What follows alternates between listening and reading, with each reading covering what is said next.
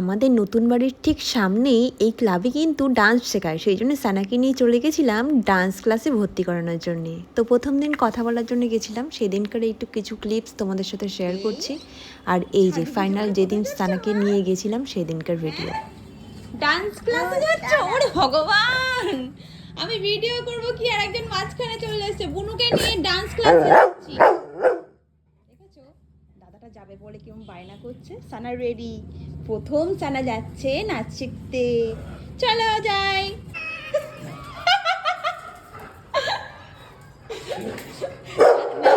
নাচ কে হবে? আমি না সানা।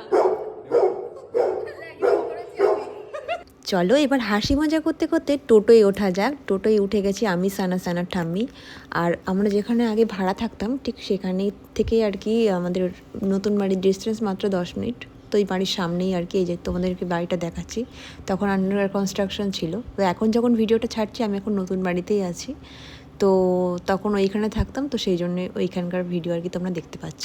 তো আলটিমেটলি পৌঁছে যাওয়ার পরে সিনটা ঠিক এরকম ছিল। এদের র্যাম শোতে না করছিলে না, হাঁটছিলে না?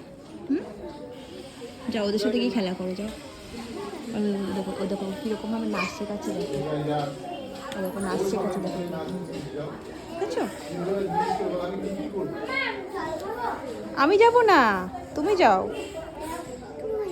হ্যাঁ, আমাকে যেতে দেবে না, আমাকে তো শেখাবে না, তোমাকে শেখাবে। তুমি যাও। ও দেখো তোমার কত বন্ধু আছে, দেখেছো সব বন্ধুরা নাচ শিখছে। যাও যাও যাও, ডেকে নিয়ে যা। আর একটু সানের সাথে বন্ধুত্ব করে নে। আমি এবার যেতে পারবো না ভেতরে, যাও।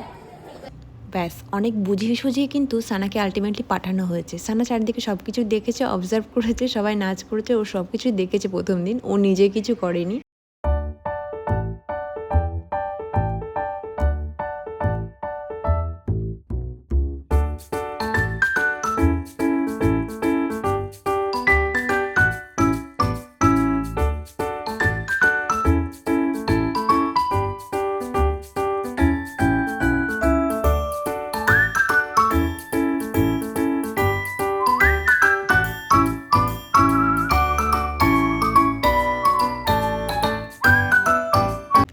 আমি এই ভিডিওটা শেয়ার করছি প্রায় 1.5 মাস পর। তো 1.5 মাস আগে এখানে ভর্তি করানোর জন্য আমি গেছিলাম। প্রথম দিন সানাকে পাঠিয়েছিলাম, তারপর থেকে কিন্তু সানাকে আর পাঠানো হয়নি।